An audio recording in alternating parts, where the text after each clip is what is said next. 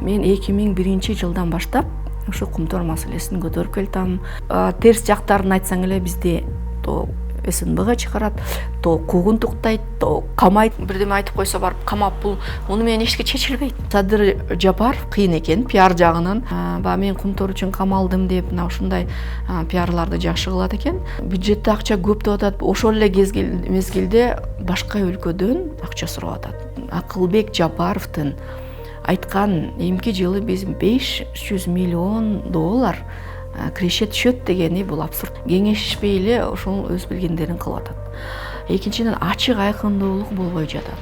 Ошондо Торонтого барып Канадага сүйлөшүүгө барган Акылбек Жапаров болгон да. Аябай укмуш болот келишим деген ушул киши болчу. Мен бетине эле айтайын анычы.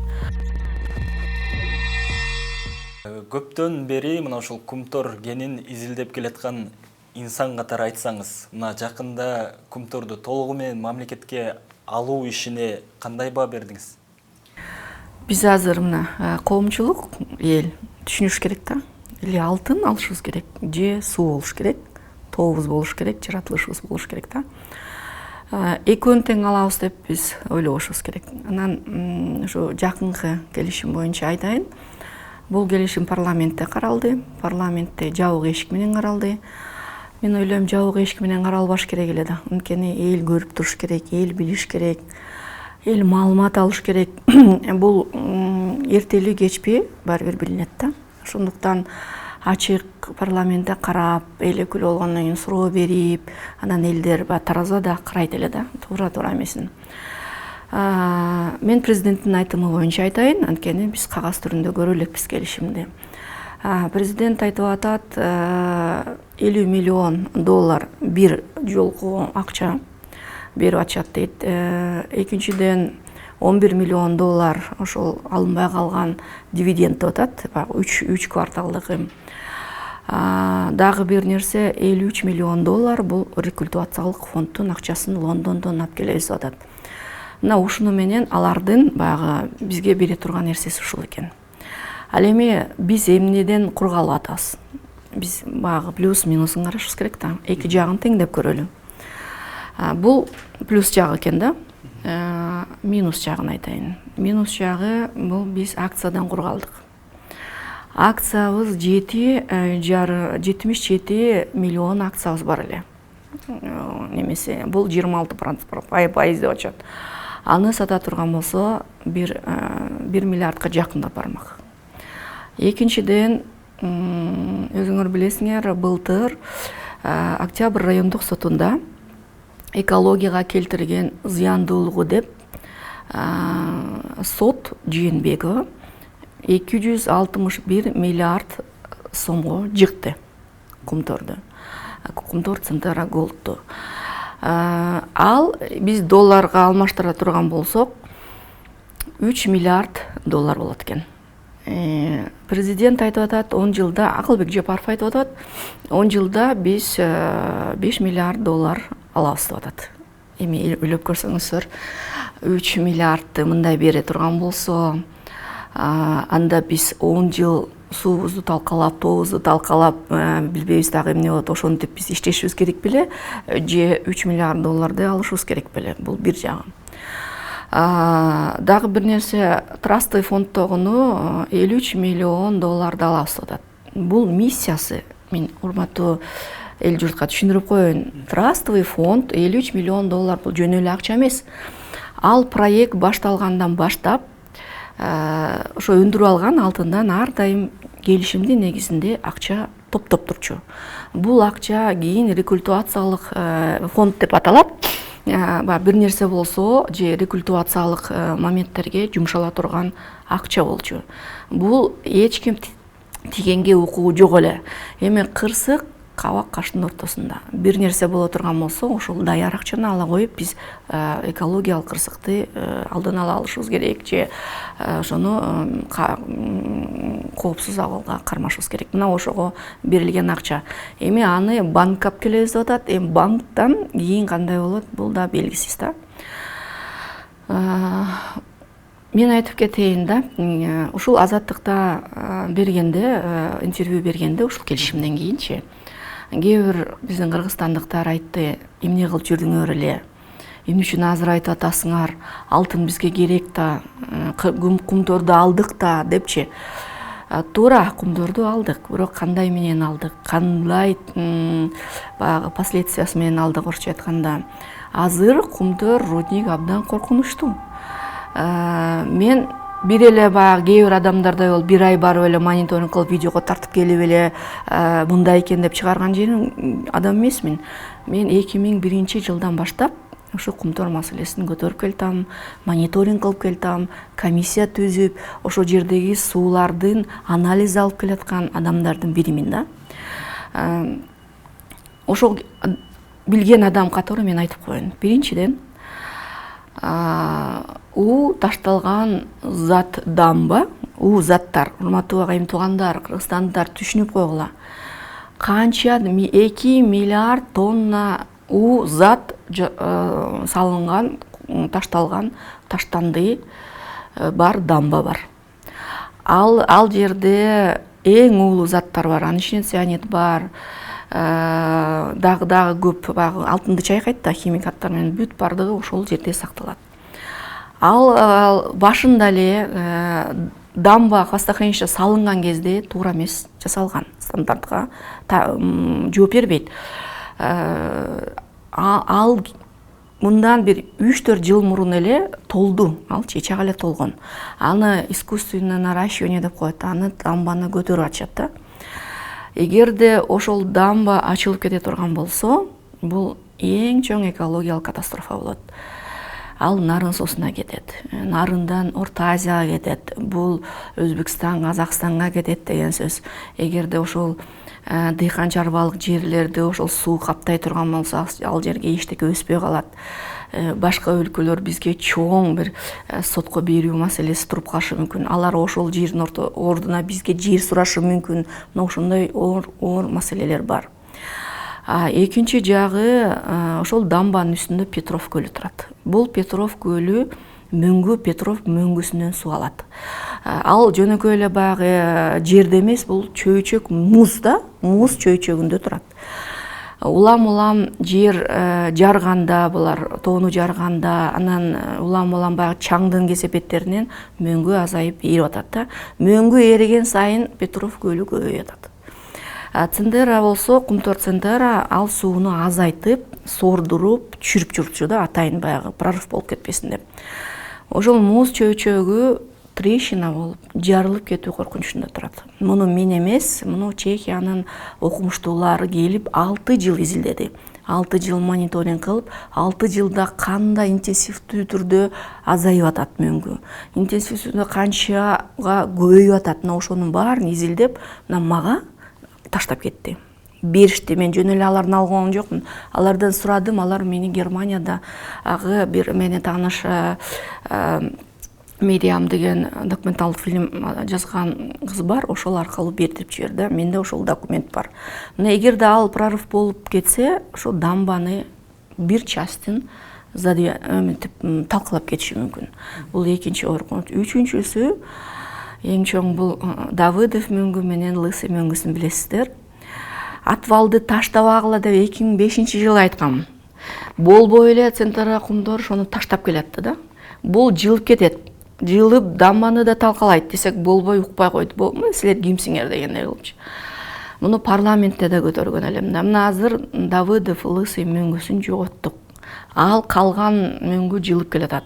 2012-жылы мен айткандай эле административдик корпусун талкалады. Мына сүрөткө мен баргам, өзүм тартып келгем, ошону элдерге көрсөтүп койсоңуздар. Мени корпусун талкалап салды да. Эми ошону жылган сайын акырын алып башка жака таштап атышат. Азыр дагы эле ошол мөңгүнүн үстүндө атвалды таштап атат, уланып атат да. Мына ушундай көп нерселер бар. Биз лабораториялык анализ алганда, жана хвостохранилищени сүрөттөн көрсөтсөңүздөр болот. Хвостохранилищенин жанында пизометр деген бар, 17 деген. Ошол пизометрдин алдынан биз сууну алып лабораториялык Алекс Турт деген германский лаборатория бар. Ошого бергенибизде 17 эсе ПДКдан көп чыкты. Бул эмне деген сөз? Бул ошол хвостохранилищанын алдында суу асты менен кетип, цианид чыгып, сууларга кошулуп атат деген сөз да. Мына ушундай коркунучтуу нерселердин баарына көз жумуп, биз экологиялык абал, авария болсо бүт бардыгын экологиялык абалын биз мойнубузга Кыргызстан алып алды да. Эмне үчүн биз 2005-жылы 5-чакырылышта 2012-жылдары Садыр Жапаровдун улутташтыруу маселесин четке кактык. Эми элдер айтып атат да, мына ушинтип булар 5-чакырылыштын 80ден ашык депутаты чыккынчы депчи. Мен дагы бир жолу сиздердин ушу каналыңыздар аркылуу түшүндүрүп коеюн элге. Урматтуу кыргызстандыктар, эч качан 80 адам, 80 депутат биз Кыргызстан үчүн мындай патриоттук сезимибиз деле бар. Биз Кыргызстан үчүн каршы болгон жокпуз. Биз ошол рудниктин абалын билип туруп, улутташтырууга азыр болбойт. Аны Кыргызстан Центера Голдко тапшырып, рекультивация жасап, жана хвостохранилище дамбаны коркунучсуз абалга алып келип, мөңгүлөрдү жана жылып аткан биз эми алышыбыз керек, башка эме жок. Мөңгүнүн жылышын кандайдыр бир токтотуп, жердин астына барабы, жана башка ошол маселенин баарын аткарып берип, бизге коркунучсуз абалга келтирсин, анан биз Кыргызстан алышыбыз керек деген маселени коюп, биз ошон үчүн каршы болгонбуз. Эми азыр мына азыркы убактагы абалын биз айтып бердик. Мен эле эмес, башка экологтордон сурасаңыздар деле ушундай да. Биз барып жүргөн адамдар катары айтып атабыз. Анан эмне кылып жүрдүңөр дегенге мен айтып коеюн. Менде газеталарга ошол кезде эки бийлик менен алыштым. Акаевдин бийлиги, Бакиевдин бийлиги. Мына ошол терс жактарын айтсаң эле бизди то СНБга чыгарат, то куугунтуктайт, то камайт, мына ушинтип эле жүрдүк да.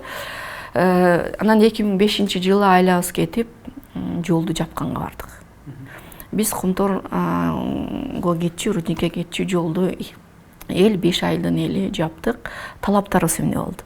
Биринчиден, Акаевдин убагындагы туура эмес келишимдерди, Кыргызстанга эмес келишимдерди жокко чыгарсын дедик. Башка келишим түзүш керек дедик. Экинчиден, Центера Голд компаниянын ушул кетирип, рудникти анда биз кайра келишим болбой калса, Кумторду рудникти биз кайра алышыбыз керек деген лозунгтан менен чыктык ошол кездеги. Экологиялык маселени көтөрдүк. Ошол кезде 98-жылы билесиздер, элдер уланган, цианидтик авария болгон, 20 тонна цианид төгүлгөн, көлүбүздү, жерибизди, элибизди уланткан компания. Анан баягы Акаевдин убагында канча келе деген Акаев ошол убакта ошентип элдер эчтеке компенсация албай калган. Жерине баягы алма өрүктөрүн албай калган. Мына ошол боюнча маселе көтөрдүк. Чечилген кайсы маселе болду? Келишим естественно чечилген жок. Кумтор Центераны алабыз деген биз аны ала алган жокпуз. Чечилген маселе $4,5 миллион Кумтор Центера элге компенсацияга төлөп берди. Экинчи чечилген жагы Ысык Көл областына сатылган алтындын акчасынын 1%-ын Ысык Көл фондусу түзүлүп берилди. Бул примерно 700 миллион сом Ысык Көл фондусуна түшүп турду. Мына ушундайларга жетиштик. Эл ошо $4,5 миллион алышты. Эми байкуштар эми ошого да ыраазы болду. Эми бул деген эми мизер акча. Бирок эми кичине болсо да эл үчүн жардам болду да. Мен айтат элем, ошол кезде эле дамба жөнүндө көтөрүп жүрдүм. Ошол кезде эле жаңы хвостохранилище курулуш керек деп маселе көтөрүп жүрдүм. Мөңгүлөр жөнүндө. Парламенттен болсо Кыргыз Республикасынын мөңгүлөрү жөнүндө мыйзам чыгардым. Мен ошол кезде 5-чакырылыштын депутаттарына ыраазы болдум. 105 депутат макулдугун берди. Бирок ошол кездеги президент кол койбой койду. Эгер ошондо кол койгондо мыйзам чыгып калмак, мөңгүлөрдү талкуулоону токтотмок да. Анда жер астына Кумтор Центера кирмек. Экологиялык бир коркунучту айтып атпайсызбы? Орто Азия үчүн кооптуу депчи. Кыргыз өкмөтү, азыркы кыргыз бийлиги мына ушул коркунучту көргөн жокпу? Мен Сыдыр Нуркожоевич Жапаровга таң калып атам. Эмне үчүн алдык, биз кол койдук деп эле шашып айтты да. Центеранын сайты, Центера Gold компаниясы өзүнүн баягы сайтында айтты, биз дагы сүйлөшөбүз деп атат. Биздин акционерлерибиз бар деп атат. Акционерлерибизге айтабыз, алар макул болобу, макул болбойбу, ал бир маселе дейт. Андан кийин Канадада сотто, Онтарио шаарында сотто иш бар деп атат. Ал сот кандай чечилет, аны көрөбүз деп атат. Эгер акционерлер макул болбосо, дагы сотко бериши мүмкүн деп атат. Мына ушундай сөздөрдү айтып атат да. Мен ойлойм, президент ошол нерсенин баардыгы бүткөндөн кийин анан кыргыз элине айтса болмок деп ойлодум да биринчиден. Анан экинчиден баардыгы эле жакшы билет ала алдычы. Сыдыр Жапаров өзү да барып жүргөн Кумторго, аякта экологиялык абал өтө оор экенин дагы билет. Анан эксперттер, тоо кенчилер да айтып атат, Акылбек Жапаровдун айткан эмки жылы биз $500 миллион киреше түшөт дегени бул абсурд деп атат да. Мен өзүм уктум да. Эгерде абсурд болсо, эмне үчүн Акылбек Жапаров ошондой эксперттерди, биздин кыйын билген адамдарды, тоо кенчилерди чогултуп, биз кандай кылсак туура болот? Ушундай келишимге барсак болобу, же мындай кылсак болобу деп эмне үчүн кеңешпейт да? Кеңешпей эле ошол өз билгендерин кылып атат. Экинчиден ачык айкындуулук болбой жатат. Эл эмне болуп атканын, алтын кайда сатылып атканын, чыныгы баягы алтын канча болгонун, 14,5 тонна деп атат. 14 тоннаны саттыбы, саткан жокпу, бюджетке канчакта түштү, күмөн болуп атат, билбей атат да. Ушу канча бийликтер туура эмес, эки кубулуп кеткен бийликтер, ошо ачык айкындуулук жоктон элдин нааразычылыгынан дагы болгон да. Ошол мурункуларды дагы эске салыш керек да. Андай кылбаш керек. Элге ачык эле айтыш керек. Урматтуу элдер, момунча тонна чыкты, муну алтынды сата албай атабыз, муну бияка саталы деп атабыз, момунча акча түшүп атат деп айтыш керек. Бюджетте акча көп деп атат. Ошол эле мезгилде башка өлкөдөн акча сурап атат. Бюджет, поддержка бюджета депчи. Ошондой чоң көп маселелер бар да. Дагы биз Сооронбай Шарипович, мен 2005-жылдан бери эле жанагы цианиттен жабыркаган элдин ошол укугун коргоп, моралдык компенсацияны төлөө боюнча соттошуп келатам. Ошончо бийлик бизге баягы ар кандай нерселерди айтып эле жогорку сотко барабыз, кайра түшөбүз, жогорку сотко барабыз, кайра түшөбүз. Ошентип жүрүп Сооронбай Шариповичтин убагында биз уттук. 17 адам ден соолугуна келтирген зыяндуулугун компенсациясын Кумтор Gold компания төлөп берди. 400 000 сомдон ар бирөөнө компенсация төлөдү. Андан кийин дагы азыр процесс болуп атат да. Азыр дагы болуп атат, бирок эмнегедир өкмөт каршы болгондой сезилип атат да. Эгерде мен ойлойм да, эгерде сот ушунда туура эмес чечиле турган болсо, анда бизде мыйзам жок деп эсептелет. Эгерде сот ушунда туура эмес чечсе, бийлик сотту дайт этип атат деп эсептейбиз. Эгер туура эмес чечилсе, соттун акыйкат, адилеттүүлүгү жок деп эсептейбиз. Президент айтып атат, сот туура чечкиле депчи. Эгерде туура эмес чечиле турган болсо, анда сотко баары бир давление болгон экен. Акыйкаттуулугу эмес экен, президенттин сөзү анда башкача экен деп билебиз да. Анткени бүт мыйзамдар боюнча биз далилдеп бердик. Соттук медициналык экспертизасын баарын бердик. Алардын жанагы больницада жатканы, выпискасы, видеолору, мына бүт бардыгын биз соттон далилдеп бердик да. Тем более соттон 21-жылы жогорку сот чечип берди. Эми жогорку сот чечкенден кийин кайра туура эмес чечим чыгарарына мен таң калып атам да, эгер чыгара турган болсо. Эми муну алдын ала айтпай турайм, бирок мен ойлоп атам да, туура чечиш керек деген оюм бар да. Эгер сот акыйкаттуулугу болсо, буюрса элге чечилет. Буга чейинки берүүбүздө келген саясатчы Жылыскан Жолдошева да айтып кетти. Кумтор үчүн бир эле Садыр Жапаров жалгыз күрөшкөн жок деп баса белгилеп кетти да. Бирок эмнегедир элдин арасында бир мындай эскиче түшүнүк калып калганбы? Жалгыз гана Садыр Жапаров Кумтор деп чуркап жүрдү деп ойлошот да элдин баары. Сиз буга кандай жооп берет элеңиз?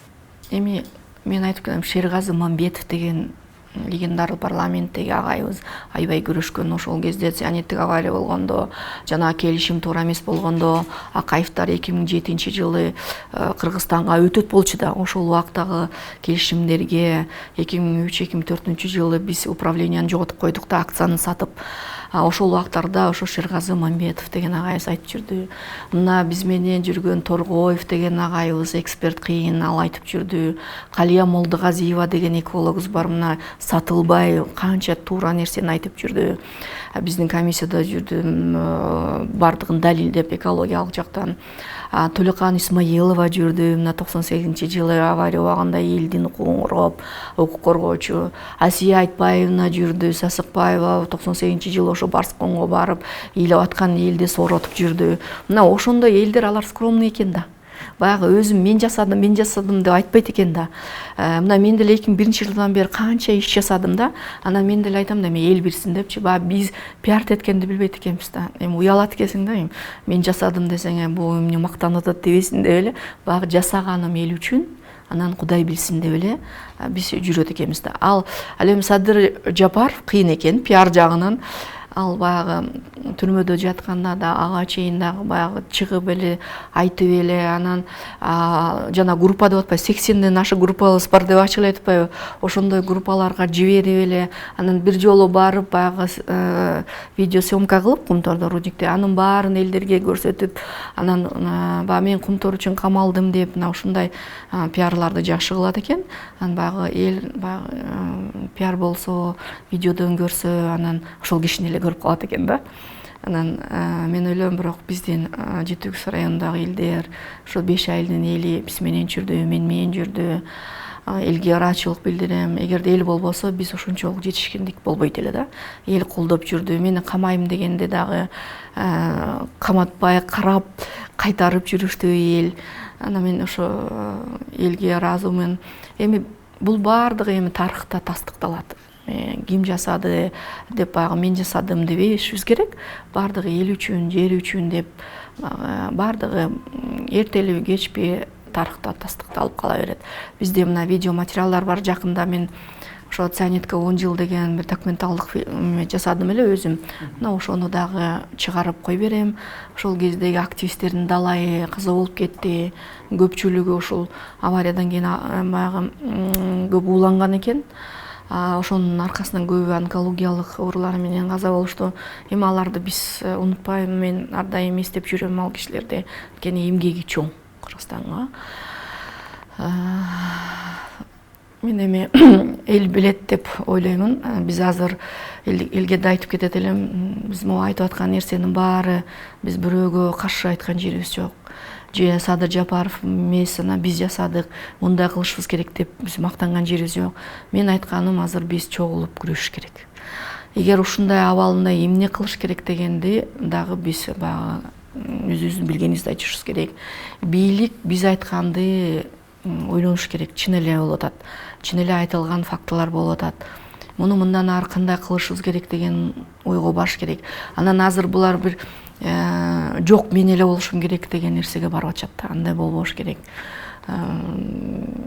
Мен азыр бир нерсени айтып, мен аны бирдеме кылайын деген жерим жок. Биз болгон нерсени ошончо жыл жасап келген эмгегимди айтып, мындай кылышыбыз керек. Бул боюнча биз туура эмес жакка бардык деген сөздү айтып атабыз. Ошон үчүн эл туура түшүнүш керек деп ойлойм да. Бийликтин же бийлик төбөлдөрүнүн туура эмес иштерин айтканда, негедир буга кызмат бербей койсо мындай деп атат, ошого каршы чыгып атат деп эле баары айтышат экен да. Мен эми 2001ден баштап деп атпайм, жүрдүм. Анан ошондо мен кызмат болсо ошондо кетип калмакмын да, кызматкачы. Мен кызматка барган жокмун. Кийин 2010-жылы элдик революция болду. Мына революцияда Ысык Көл областында Жети Үкс району чыктык да. Ошол Бакиевдин бийлигине каршы чыктык. Өзүңүздөр билесиңер, бул чындык революция деп айтам да. Анткени эл эч кандай акча эмес, же сатып алуу эмес, эл өзү чыкты да. Өзлөрү чыкты, ошо жетегибизде чыгып биз камалдык. Бирок эл кайра көтөрүлүп чыкты, ошо жетегибизде. Ал боюнча да менде видео материал бар. Андан кийин убактылуу өкмөт келди. Андан кийин мен өкмөткө барып иштедим, кичине азыр иштедим. Андан кийин парламентке бардым. Эл мына Ысык Көл область аябай колдоп берди бизди. Ошо Жети-Күз району менин эмгегимди билип биринчиликке чыктык. Биз ошол ал кезде СДПК менен чыккан элек. Парламентке 11-жылы келдим. 11-жылы мен ошол эле жылы 11-ci келгенде бир айдан кийин эле мамлекеттик комиссия түздүм Кумтор боюнча. Өкмөткө бир канча нерселерди сунуштадык. Ошол мыйзамдарды чыгардым. Анан мына парламент 2005-жылдан кийин кеттик. Мен эч кимден мен бияка мына айтсын бир бийлик же кимиси болбосун айтсын мага келип бул неме сураган деп кызмат сураган деп айтышсын. Эч ким антип айта албайт. Анткени мен барган да жокмун, сураган да жокмун. Анан бир нерсени айтып кетиш керек. Мына Акылбек Жапаров бар. Мен өзүнүн бетине деле айтам, Фейсбуктан деле айтып жүрөм. Эми бул киши 2003-2004 жылы келишим дагы жасалган. 93-94 жылы келишим болгон Акаев менен. Андан кийин 2003-2004 жылы дагы бир келишим жасашты. Бизде 67% Кумтордун акциясы бизде эле да, управление бизде эле. Анан аны 33%га азайтышты. Ошол келишимдин негизинде. Андан кийин 33дөн тиги 7,5 миллион акциябызды сатып ийди. Немеде биржада. Ошону менен $85 миллион бюджетке түштү дешти. Бирок бюджетке түшкөн жөнүндө биз канча маалымат сурадык, беришкен жок да. Түшкөнү түшпөгөнү белгисиз. Айтайын дегеним 2003-2004 жылы ошол келишимди сүйлөшүүдө Акылбек Жапаров сүйлөшкөн. Ошол кезде ой сонун болот, мындай болот деп айтышкан. Андай болгон жок. 2007 жылы биз ошол акцияга чыгып, ошол кет кылып атканда дагы министр финансы эле Акылбек Жапаров. Мына ошондо дагы сүйлөшүү болгон булар менен. 2009 жылы чыккынчылык келишим болду Бакиевдин убагында. Эмне дегенде 20 000 гектар жерди концессиялык площадьти Кумторго кошуп берди. Бул эмне деген, ал жерде толтура алтын бар да. Эми алтынды бекер эле кошуп берип коюшту. Экологиялык кырсык болсо биз өзүбүз жооп беребиз деген нерселерди да жазышты. Ошондо Торонтого барып, Канадага сүйлөшүүгө барган Акылбек Жапаров болгон да. Аябай укмуш болот келишим деген ушул киши болчу. Мен бетине эле айтайын анчы.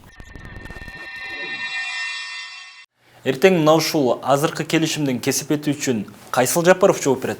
Ошону айтсаңыз, мен дагы баягы Азаттыкка барганда Эдил Байсалов командировкада экен, ал баягы онлайн режимде сүйлөдү да. Сиздер мен айтат 11 миллион, 50 миллион деп сиз коркпой эле коюңуз, аны ал жөнүндө ойлонбой эле коюңуз дейт да. Бүт бардык экологиялык маселе боюнча мойнубузга алабыз деди да. Алабыз мойнубузга деди. Ошондо бул боюнча Эдил Байсалов алат экен. Бул тарых үчүн айтып коюш керек. Биз мойнубузга алабыз деп Садыр Жапаров айтып атат. Мойнубузга алабыз деп мен Акылбек Жапаровдукун уга элекмин бирок. Ошону билбейм, сиздер уктуңузбу, бирок мен уга элекмин. Президент айтып атат, биз бардыгын өзүбүз айтып атабыз, биз жооп беребиз деп атат да. Ошон үчүн эртеңки күндү дагы ар бир инсан, ар бирибиз эртеңки күн эмне болот деген нерсени ойлошубуз керек да. Эми Центр, аны айтайын, жыргап, кунап кетип калышты. Каймагын алды, бүт баарын, тоонун баарын көрдүңөргө, баягы сүрөттөн деле бардыгын талкалап кетишти. Мөңгүнү талкалап алып, жооп бербей качып кетишти. Эми качып кетишти деп эле ойлойм да. Эгерде бардыгын бул жоопкерчилигин, ошо экологиялык маселенин бардыгын жооп бересиңер дегенде башкача болмок да. Анда биз мен анча коркпойт элем. Булар баары бир, эгер бир нерсе болсо, биз эл аралык сотто болобу, баары бир оондо болобу, мына ушулардан сурап алабыз деген маселе болмок да. Эми азыр булар өзүңөр жасай бергиле деп, рас болду деп кетип калышты да. Ошол мен үчүн мындай жиргеничтүү болуп атат да. Эми ушул Центера голд алтынды баарын алдырып, экологибизди талкалап, элибизди улантып, тообузду жоготуп, ушинтип анан кетип кала береби, жооп бербей деген маселе аябай мен үчүн жаман болуп атат да. Ушул жооп берип, канча күрөштүк, канча жүрдүк, канча митингде жүрдүк, Центера мына офисине келдик, силер коррупционерсиңер, силер акмаксыңар деп ушу пикет кылып аттык, мына видеолор бар да. Анан булар мына рас болду деп бизге күлүп, мылжайып баса бергени мен үчүн абдан өкүнүчтүү болуп атат да. Социалдык тармактарда кээ бирөөлөр жазып атат да, сүт берген уюн алып кетип, сарайы менен тезеги калса сүйүнгөндөрдү биринчи көрүшүм деп. Демек, азыр мына ушундай эле болуп атыптыр да. Ошондой эле болуп атат, эми ошондой эле болуп атат, ачык эле айтыш керек.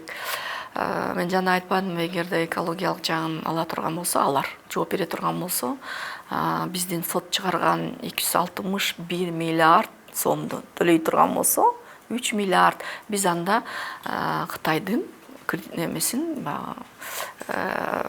карызыбызды төлөп калмакпыз деген сөз да. Анан 10 жылдарың 5 миллиард алабыз деген мына экологдор, тоо кенчилер бул абсурд деп атат. Эртеңки күндү көрөбүз го. Азыр эле мына Кумтор рудникте маселе көтөрүлүп атат. Бизге айтпай атат.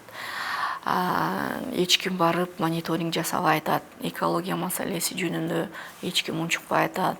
Лабораториялар, анализдер алынып атабы, аны билбейбиз. Юго-западда карьерде трещина бар. Муну экотехинспекцияда айткан, ал эмне болуп атат. Хвостохранилище горизонталдык түрдө жылып атат. Аны мурун эле жылып аткан. Азыр эле эмес, мурун эле жылып аткан. Кумтор голд болсо, аны мынтип топурак менен түртүп тиреч кылып келаткан. Ал маселе болуп атат. Мөңгү ламылам жылып атат. Ал кандай болуп атат? Мына ушундай көп маселе бар. Эртеңки күнү кандай иштейт? Мына жердин астына барабыз деп атат. Жердин астына барганда чыгымдар көбөйөт, чынында. Хвостохранилищени жаңы куруш керек, ага акча керек. Жердин астына барганга бетонировать этиш керек экен, шахтаны, мына ал чыгымдар бар.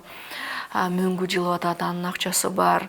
Жана башка кандай андан ары иштеп кетет деген көп маселе, ага да финансы керек. Биз дейт 31-жылга чейин иштейбиз дейт Акылбек Жапаров. 31-жылга чейин иштеш үчүн 40 мөңгүнү талкалашыбыз керек. Мөңгү деген эртеңки күн суу. Мөңгү деген нарын суусун толтура турган ошол үстүңкү биз артерия деп коет. Ошол суунун баары ошол үйдөгү Кумтордун Тяншандык хребет деп коет. Ошол жактын баарынан келе турган суу, нарынды толтура турган суу мына ошол жактан келет. Мөңгүлөр талганса суу азаят, суу азайса нарын суусу азаят. Электроэнергиябыз мына кризистик абалга келет. Электроэнергиябыз жок болсо элдин жашоосу кандай болот? Бизден ала турган суу Орто Азия, мына казактар суу сурайт, эртеңки күнү өзбектер суу сурайт. Бул өтө чоң маселе. Өзбекстан дагы мына канча пакталарына былтыр канча кургакчылык болду. Биздин ошол нарын суусу азайып, биз суу бербесе, алардын кризис, азык-түлүк кризиси жана башкалары болот. Эми мамлекеттер бири-бири менен байланышкан да. Биз сууну да сатышыбыз керек. Сууну булар бекер алып жүргөн билесиздер да. Газды биз сатып алып атпайбызбы? Алар айтат, природанын эле өзүнүн нерсеси дейт да. Но газ дагы природада. Природа жерден алып атат газды. Биз да сууну сакташыбыз керек, сууну коргошубуз керек. Ошон үчүн бизге чыгымдар керек, акчалар керек. Ошон үчүн биз башка өлкөлөрдөн да акча алыш керек. Мына ошол маселелерди көтөрүшүбүз керек. Дүйнө жүзүндө деги эле таза суу маселеси азыр аябай актуалдуу болуп атат. Мөңгүнү талкаламак түгүл, Япония мөңгүлөрүн чоң-чоң вертолеттор менен үстүн одеял менен жабат. Баягы күндүн нурунан эрте ээрип кетпесин депчи. Биз болсок ошол мөңгүнү талкалап атабыз. Бул чыккынчылык да. Мен 2004-жылдары ошол маселени көтөрүп, Кумтордун мөңгү талкалап атат деп ЭБР буларга кредит берген да, Кумтор центрга ушул проекттин долбоорду аткарыш үчүн. Анан мен ошол жака барып айттым, мына силердин долбооруңар мөңгүнү талкалап атат. Мен сүрөттөр менен бардым эле, ошо доклад кылдым эле. 10 чоң мамлекеттин адамдары совет директордо экен. Япония, ошондой эле Лондондагы, Америкадагы, Европа өлкөлөрүндө жана башка жана чоң-чоң өлкөлөрдө алар таң калды да. Карап алып, таң калып, өзүнчө айрыкча японец аябай карады биздичи. Булар кызык го дегендейчи. Анан алар менин докладымдан кийин экспертный группа жиберишти, текшерип келгиле деп. Бирок аларды баары бир Кумтор центрга гол сатып алды. Бизге алардын директорлор кеңеш айткан, булар менен барасыңар. Биздин условиябыз ошондой болчу, биз менен барасыңар рудникке, биз көрсөтөбүз дегенбиз. Алар бизсиз эле экологторубуз жок эле өзлөрү чыгып кетишиптир. Анан аяктан жакшылап майлашса керек, бизсиз эле кайра келип учуп кетишти да. Андан кийин кайра мени чакырышкан. Менин атайын биз Алматадан алат элек, жанагы эменичи тиги разрешениені паспорткачы, визаны. Ал мен барып бердим, атайын менин самолетум бүгүн учса, алар мага эртеси күнү берди визанычы. Муну атайын кылышты да, мен барбагангачы. Эми көрдүңүздөр, булар аябай коррумпированный компания да, бардыгын акча бар жерде, алтын бар жерде сөзсүз коррупция болот экен. Өлүм бар экен, алтын бар жерде, экологиялык катастрофа болот экен, Кыргызда бекерден алтын бар жерде алыптын деген сөз бар деп, ошон үчүн айтылат экен да. Позиция болуп азыр тиги бирөөнү куугунтуктап, бирдеме айтып койсо барып камап, бул муну менен эчке чечилбейт. Айта берет, камап бүтпөйт буларчы. Азыр булар бир отуруш керек да. Оппозициянын сөзүн угуш керек да. Оппозиция деле кыргыз жаран. Позиция деле кыргыз жараны. Эртеңки күндө мына центрга кетет, биз калабыз дечүбүз. Мына биз калдык да. Азыр өкмөт тегерек столго отуруш керек. Менин мисалы үчүн сунуштарым болот да. Көп жыл мониторинг жүргөн адам катары биздин сунуштарыбыз болот. Мындай кылалы, тиндей кылалы депчи. Анан экологдор жана Торгоев, Калия Сартпаевна, Молдогазиева жана башка эксперттер менен кезигип, биз ошол рудникти барып көрүшүбүз керек кайра. 10 жылдан мурун кандай эле абалы, азыр кандай болду? Эми эмне кылыш керек деген маселени ошол жерде отуруп сүйлөшүш керек да. Биз ошол жерде жана тоо кенчилердин дагы кыйын адамдарыбыз бар өзүбүздүн. Алар менен дагы алардын сунушун да угуш керек да. Эмне кылабыз деген маселени тегерек отуруп, түз кеңешип сүйлөшүш керек. Анткени Кыргызстан биздики, эл деген биздики. Ошондуктан багы бири-бири менен кычырашып эле тиш кайраша бергенден эчтеке майнап чыкпайт. Мен ойлойм, ошол өкмөт дагы сөзгө келиш керек да. Эгер сөзгө келбесе, эч ким аларды сөзгө кел деп кыйнап, желкесинен алып келип отургузбайт. Отурбаса мейли, бирок өзлөрүнө жаман кылат да.